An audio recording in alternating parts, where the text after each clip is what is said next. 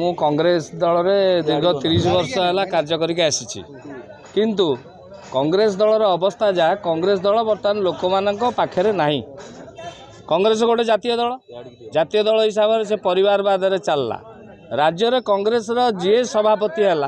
तार गोड़ टणाटणी चलला एवं आपण मैंने जानते कांग्रेस मैंने बजाबजी भी चलला तेणु मु अनुभव कली जे कांग्रेस दल में रहिले मु लोकंर सेवा करने उपयुक्त नुह बोली मन कली तापर नवीन बाबूर स्वच्छ शासन 25 वर्ष स्वच्छ शासन एवं पुरी जिला सभापति महेश्वर महांती जो नेतृत्व प्रति मु समर्थन जन आज मु विजु जनता दल में योगदान करी एवं आगामी दिन में महेश्वर महांती नेतृत्व में पुरी सहर एवं पुरी सदर कार्य करने मु संकल्प ग्रहण आज कर पुराना कर्मी भाषा थी 40 वर्ष काल मझे मु टिकेट पाई टिकेट मोर जेहेतु भूल भाल कटिगला मुझे गोटे स्वाधीन ठिया 21 नंबर वार्ड में तापर 5 वर्ष पर कांग्रेस भी टिकेट नहीं ठिया 22 नंबर वार्ड में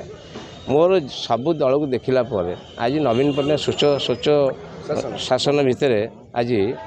जो कार्यकलाप चली माने माँ ठू जन्म ठू मरण जाए जो साहाଯ୍य सहानुभूति अच्छी से आम समस्ते खुशी होकर विजु जनता कम करने आम बहुत आग्रह है से आम समस्ते आज मिशीचु आज विजु जनता दल में से महेश्वर महांती नेतृत्व में आम आज समस्ते मिशु जिला सभापति जेहेतु मो गुरु सुरेंद्रनाथ दास अच्छा से मैंने आमको तैयारी कर आमर आज दीर्घ 40 वर्ष आम विजु जनता लोक किंतु आम विजु जनता भल पाऊ आम परिवार भी भल पाए ये धन्यवाद 3 जन बंधु आम जोग देते प्रमुख बंधु सहित अनेक कर्मी सभ्य जोग महिला मैंने जोग देते श्री हरिहर पाड़ी जी कि गाईगढ़ जगार सभापति बहु अनुष्ठान सहित संपुक्त जगत कम कर से कांग्रेस दल छाड़ी आज विजु जनता दल सेहीपरि भाव में वीरेंद्र होता जी जड़े जी कांग्रेस जिला उपसभापति से आज आम दल में जोग देते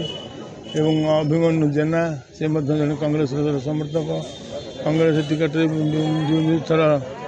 काउंट पौर सदस्य हिसाब से प्रतिद्वंदिता करते तेणु से जोग देते सहित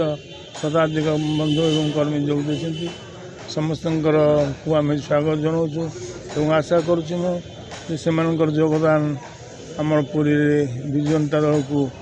आउरी अधिक शक्तिशाली कर।